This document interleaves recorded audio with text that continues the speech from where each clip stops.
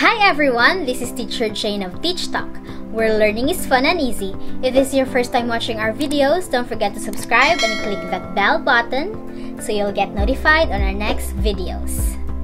Welcome to Scientia Amazing! Scientia Amazing! Kung saan pag-uusapan natin ang mga science concepts from grade 7 to grade 12, kasama ang topics in general science, biology, chemistry, physics, and earth science. At dito, bida ang agham!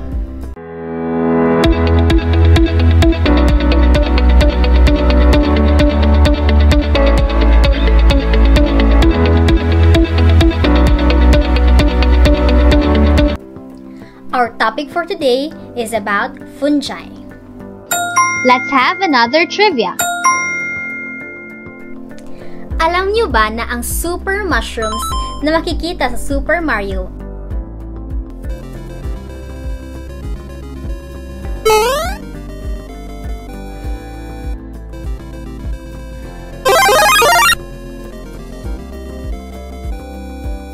ay based sa isang totoong fungi?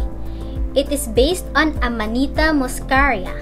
It makes the eater as if they are growing in size. Kapag nakakain ka ng amanita, maaari kang makaramdam ng increased body temperature, drowsiness, pupil dilation, sweating, muscle jerks, euphoria, and hallucination na kagaya ng nararamdaman ng mga characters ng Super Mario na kapag nakakain sila nito, feeling nila lumalaki sila. People who eat these mushrooms usually fall into deep sleep. This mushroom is just one example of 144,000 known species of organisms in kingdom fungi. Ano ba ang characteristics ng mga organisms na under sa kingdom fungi? They are eukaryotic, ibig sabihin meron silang DNA na enclosed sa nucleus and they have membrane-bound organelles. They are also heterotrophic, ibig sabihin nun mga consumers sila. Kakain sila ng ibang organisms para mabuhay. Most of them are microorganisms and too small para makita gamit ang ating naked eye, pero meron tayong mga kakaunting species ng mga mushrooms. Punta naman tayo sa mga characteristics na specific sa mga fungi. First, they do not have true roots, stems, and leaves. Noong unang panahon, akala ng mga tao na ang mga mushroom ay mga plants. But as time went by, napag-alaman na merong distinct characteristics between fungi and between plants. Kaya inilagay sa separate na kingdom ang mga fungi. Next, they do not have the green pigment chlorophyll. Ano nga ulit yung chlorophyll? Ito yung pigment that captures light in order to carry out photosynthesis. Ang photosynthesis ay exclusive lamang sa mga plants and some algae na merong chlorophyll.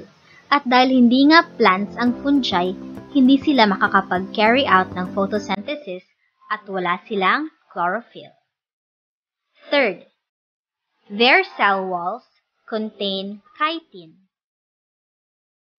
Ano ba tong chitin? This is the same material found in the exoskeleton of beetles and other insects. If napansin nyo, yung coat ng mga beetle ay matigas. This same material is found in the cell walls of fungi. Kaya, some fungi, for example yung mga mushroom, sila ay matitigas. Fungi may look like one, but they are not plants. Tingnan natin ang structure ng fungi. Most fungi have these thread-like bodies called mycelium. The mycelium is composed of individual threads or filaments called hyphae. At ang nakikita nyo sa mga mushroom is called the fruiting body. If fungi are not plants, paano sila nabubuhay? Ano ba ang kinakain nila? And because fungi do not have the green pigment chlorophyll, they cannot perform photosynthesis. They are said to be heterotrophic like us, or like other animals. Fungi get their food from dead or decaying o nabubulok na mga matter. This mode of nutrition is known as saprotrophic nutrition, at dahil doon tinatawag ang mga fungi na saprotroph. Kilalanin natin ang members of kingdom fungi. One of the most common type of mold seen around the world is the bread mold o ang Rhizopus thalonifer.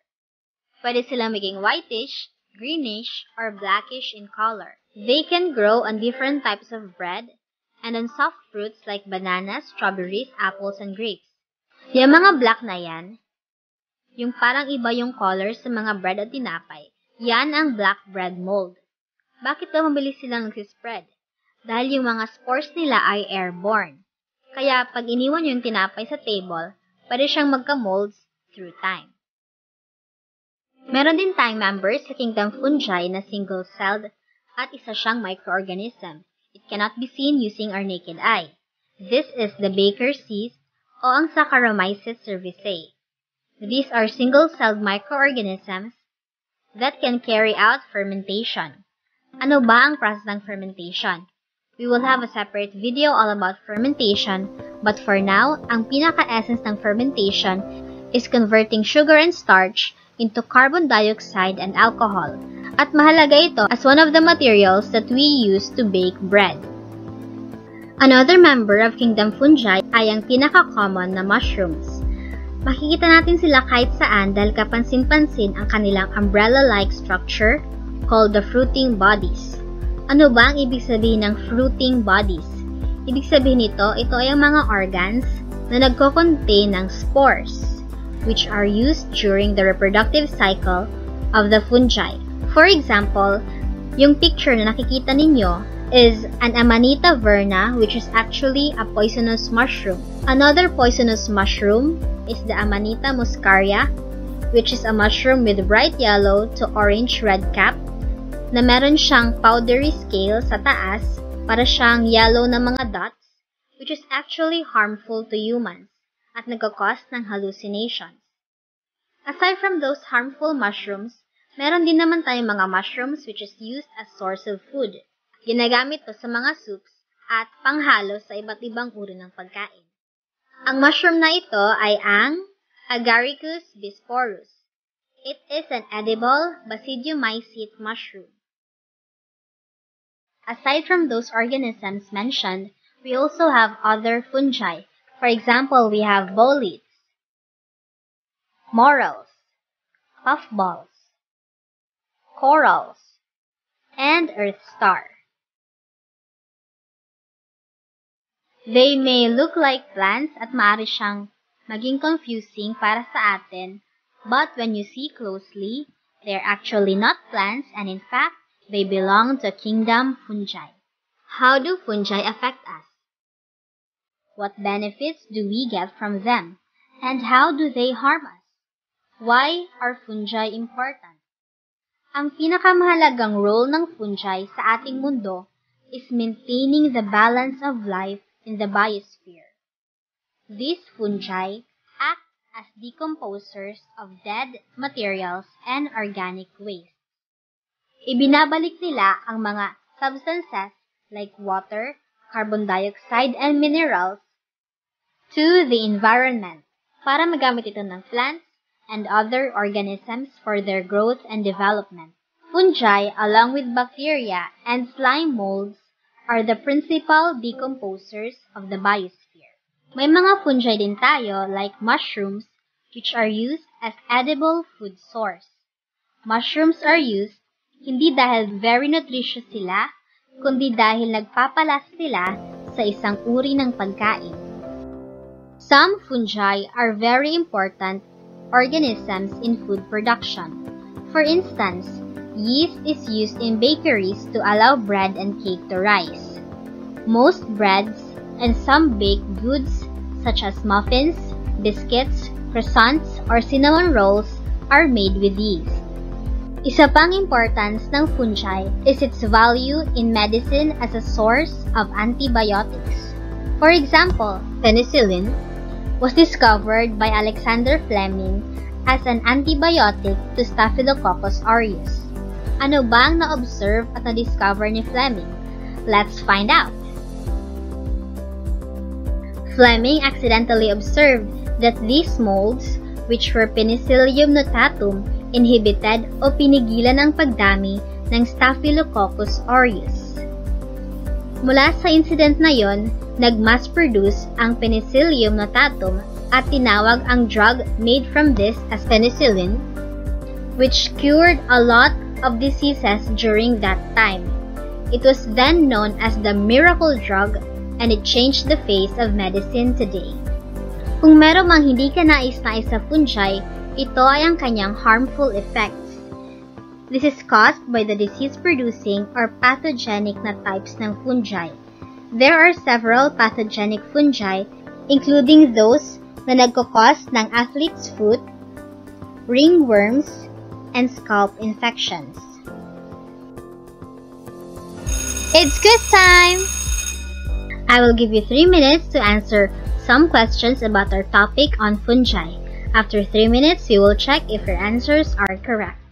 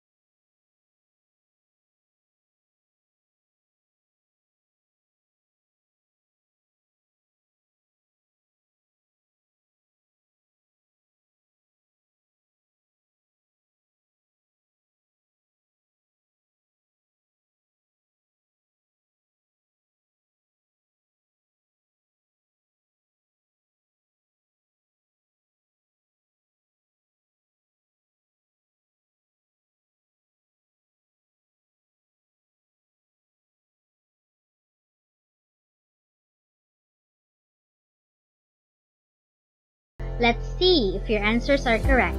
Number 1. Fungi feed on dead and decaying matter.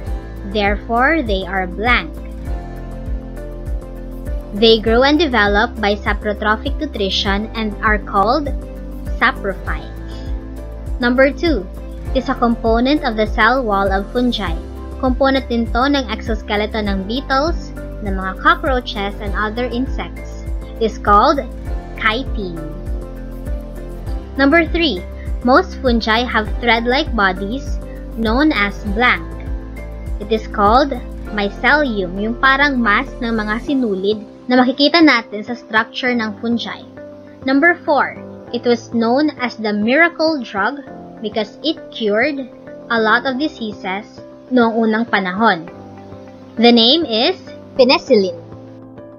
Last item, this fungi allows bread to rise. From the choices, the correct answer is yeast. It is used to make bread and to make other types of sweets. We want to know your score. Kindly comment your score over 5 in the comment section. That ends our Shansha Amazing episode for today. Don't forget to subscribe, like, and share this video to your friends so that we can learn together. Bye!